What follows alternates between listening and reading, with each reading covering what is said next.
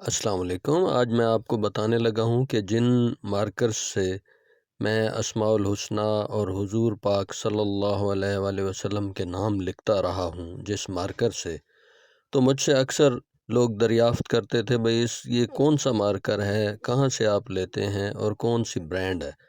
تو میں جواب دیتا رہا ہوں کہ یہ میں خود بناتا ہوں۔ تو آج میں آپ کے سامنے یہ مارکر بنانے لگا ہوں۔ پہلے یہ مارکیٹ سے کوئی بھی مارکر آپ لے لیں، اس سے آپ جب لکھیں گے تو اس طرح وہ پتلا لکھتا ہے مارکر۔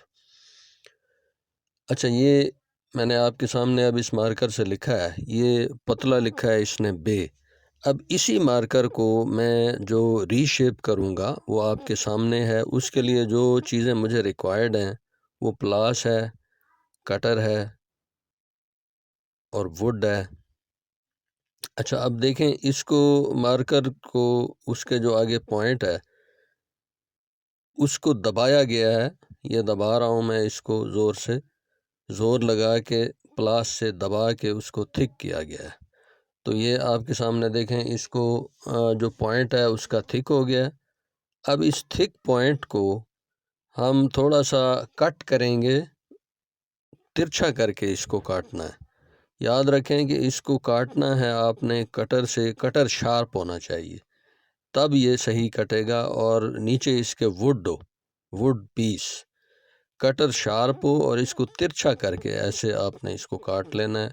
لیں جی، یہ ہمارا وہ مارکر تیار ہو گیا ہے جس کے بارے میں بے شمار دفعہ میرے ویورز اور میرے سبسکرائبرز مجھ سے دریافت کرتے ہیں، مجھ سے پوچھتے ہیں بھائی سر یہ کون سا آخر مارکر ہے، یہ کہاں سے ملتا ہے، اور وہ اکثر مجھ سے پوچھتے ہیں سر ہمیں بھی یہ مارکر بھیجیں۔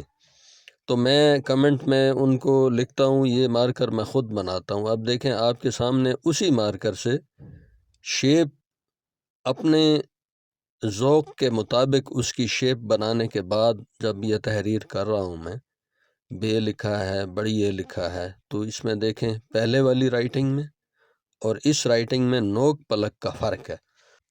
یہ پہلے مشینی پوائنٹ بنا ہوا تھا، اس کو ایک انسانی ہاتھ لگ گیا ہے تو اس میں نکھار پیدا ہو گیا ہے، الحمدللہ۔